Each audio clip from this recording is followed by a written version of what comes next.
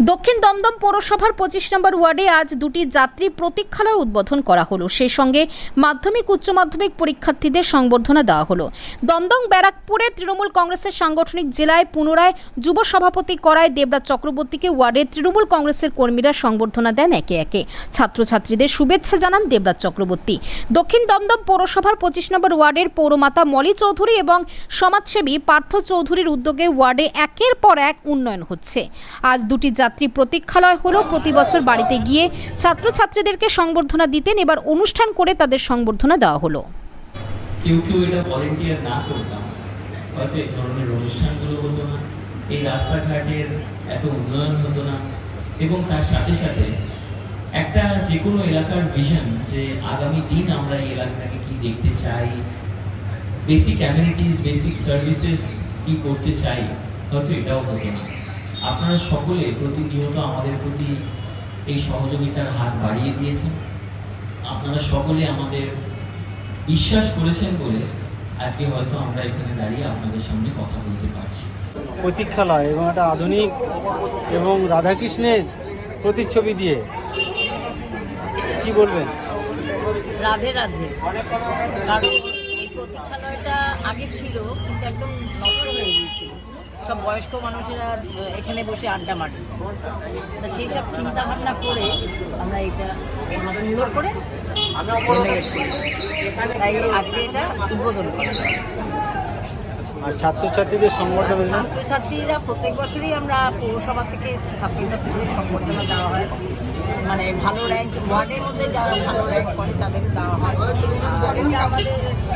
আমাদের ওয়ার্ড থেকে আমাদের এতগুলো ছাত্রছাত্রীকে সংবর্ধনা দেওয়া হয়। তাদের শুভেচ্ছা জানিয়ে তাদের সাফল্য কামনা করে। তাদের অবশ্যই তারা ডাক্তার, ইঞ্জিনিয়ার, অফিসার এ তো হয়ই, কিন্তু মানুষের মতন মানুষ হতে হবে। মানুষ না হলে নিজের বিবেককে মানে বিবেকে ধাক্কা লাগবে। মানুষের মতন মানুষ হবে। ডাক্তার, ইঞ্জিনিয়ার শুধু হলেই হবে। কিছু প্রেরণাকে সব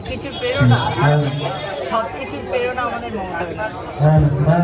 তার মুখ দেখেই আমরা বসে আছি, তার অনুপ্রেরণায় আমরা সব কিছু একটা না, যেহেতু দুটো জায়গায় এই বর্ষা বাদলের দিনে আমরা দুটো জায়গা নিয়ে যেতে পারিনি, যেমন গোরক্ষাবাসী এখানে প্রতীক্ষালয় আছে, তেমনি কাজীপাড়ার মোড়ে যশোর রোডের ওপরে একটি বাস স্ট্যান্ড আছে।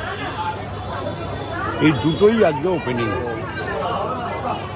এইটা মানুষের চাহিদা, বয়স্ক মানুষেরা, পথ চলতি মানুষেরা এইখান দিয়ে যাওয়ার সময় কিছুটা জায়গা, ধরুন অর্জুনপুর থেকে নাগেরবাজার যাচ্ছে, অনেক সময় অনেক বয়স্ক মানুষ ক্লান্ত হয়ে যায়। তারা অনেক দিন বলেছিল যে একটা বসার জায়গা করলে ভালো হয়। আমরা সেই জন্য এইখানে প্রথমে আমরা এর আগে পাঁচু রায়ের আমলে আমরা এইখানে দাঁড়াও পথিক বল বলে একটা ছোট্ট করে তৈরি করেছিলাম, কিন্তু পরবর্তীকালে মলয় চৌধুরীর সময় আমরা সেটাকে সুন্দরভাবে সাজিয়ে আবার নতুন করে, কারণ অতদিনের পুরনো লোহার জিনিস ভেঙে গেছিল, তা সেই জায়গাটাকে তৈরি করে নিয়ে আমরা আবার একটা তৈরি করি। ছাত্রছাত্রীদের সংবর্ধনা দিয়েছেন, তাদের উদ্দেশ্যে কী বলবেন? এটা প্রতি বছরই ছাত্রছাত্রীদের সম্বর্ধিত করা হয়। গত বছর আমরা বাড়ি বাড়ি গিয়ে দিয়ে দিয়েছিলাম, তার আগের বছর আমরা মঞ্চমান দিয়েই আবার দিয়েছিলাম। এবছরও আমরা দেখলাম যে বাড়ি বাড়ি দিয়ে দেওয়ার থেকে বাচ্চা ছেলেমেয়েরা উৎসাহিত হয় না। কোনো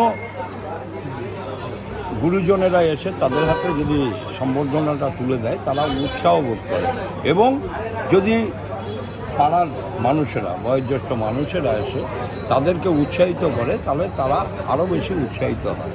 তাই এই কারণেই আমরা তাদেরকে ডেকে এনে পাড়ার সকল বয়স্ক মানুষদের তৎসহ আমাদের সকলের অভিভাবক দেবরাজ চক্রবর্তীর হাত দিয়ে আমরা তাদেরকে সম্বর্ধিত করলাম, যাতে আগামী দিনে তাদের আরও বড় হতে পারে।